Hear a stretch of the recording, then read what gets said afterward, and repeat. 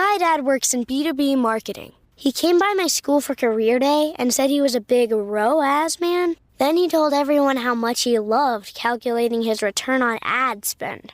My friends still laugh at me to this day.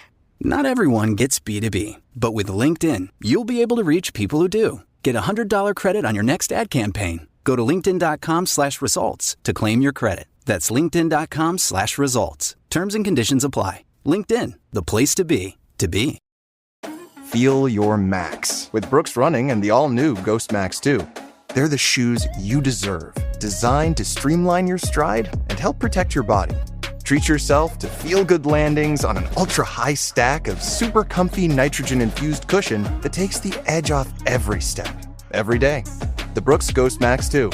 You know, technically, they're a form of self-care. Brooks, let's run there. Head to brooksrunning.com to learn more. This is Optimal Living Daily. Deal with anxiety by making a dread list by Tonya Lester of tonyalester.com. I'm your narrator, Justin Malik, reading you articles every single day of the year, including holidays, so that you and I can both take a step in the right direction and have just a bit more positivity in our day. It really does add up. And with that, let's get right to it as we optimize your life. Deal with anxiety by making a dread list by Tonya Lester of tonyalester.com.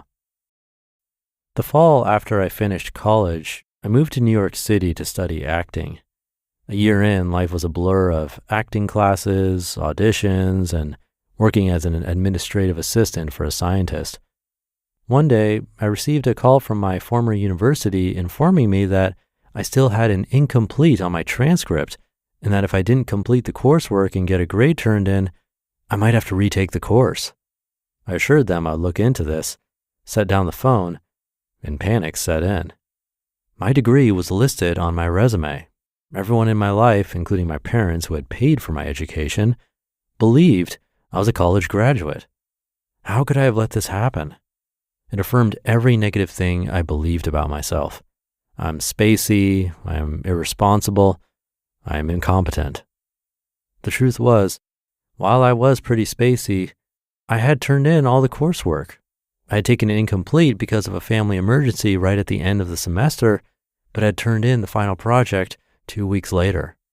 The professor hadn't turned in the grade. After skipping the graduation ceremony, might I have questioned why I didn't receive my diploma in the mail as expected? Yes. Was it my job to follow up and prod the professor? Well, no question.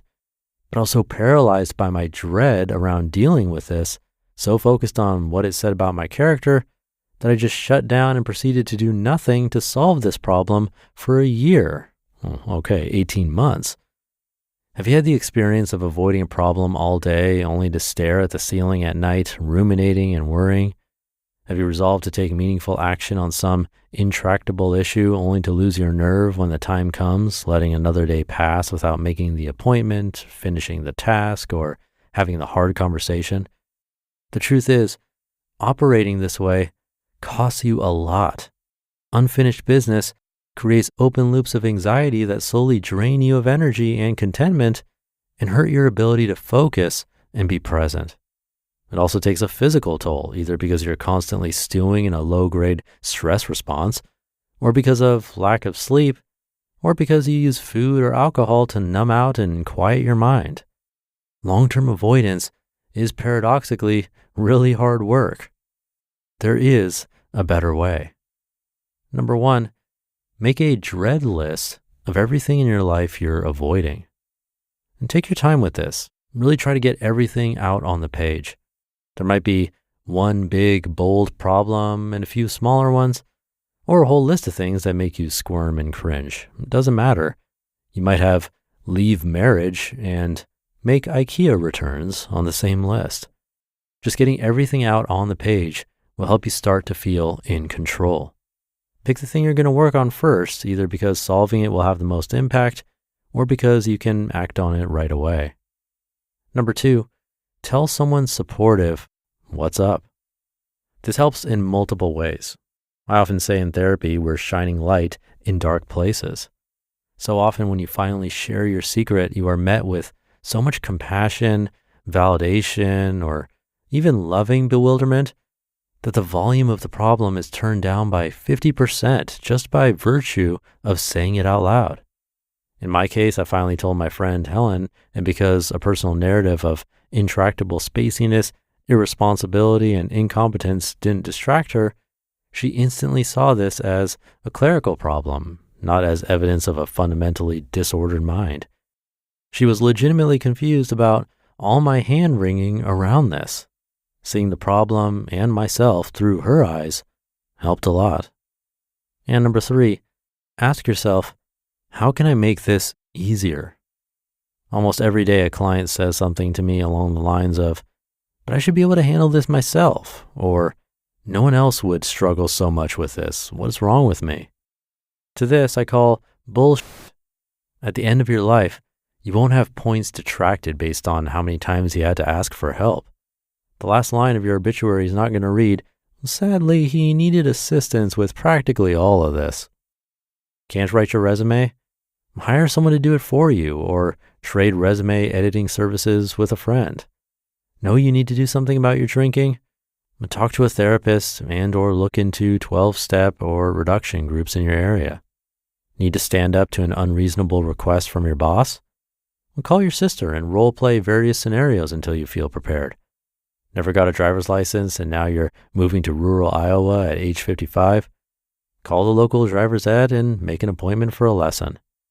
For me, Helen typed up a short, professional letter reminding the professor of who I was, detailing our agreement and when the project was turned in, and politely asking her to please turn in the grade. I sent it certified mail. I followed up with a voicemail to let the professor know to expect the letter, and planned to call again a week later to follow up, but by then, the grade had been turned in and the whole fiasco was over. Should I have been able to write the letter myself? Sure, but part of me was so triggered by this that it had stopped me in my tracks, and the letter was simply not getting written on my own. Did Helen's involvement diminish the relief and exhilaration I felt to finally have this solved? Not a bit. I felt relieved, exhilarated, and really grateful to have such a terrific friend. What are you avoiding? Who could you talk to about it? How could you make it easier? Make your list now. Ask yourself, how would it feel to have all of these problems solved? Now, go get started. You just listened to the post titled, Deal with Anxiety by Making a Dread List by Tonya Lester of TonyaLester.com. And I'll be right back with my commentary. Good taste is easy to spot, but hard to pin down. You know it when you see it. With your car, you want something sophisticated and daring, yet classic, approachable, but with an air of opulence. That's where the Range Rover Evoque comes in. The Range Rover Evoque is charisma in motion, art and craft in equal measure. Its exterior is a quietly bold expression of Range Rover DNA with a floating roof, continuous waistline, and three-dimensional grille that give it a captivating character.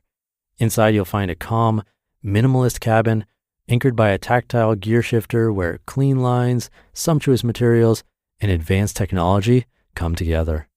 Make a statement in the Range Rover Evoque. This elegant SUV elevates every drive, offering a new dimension of refinement and luxury.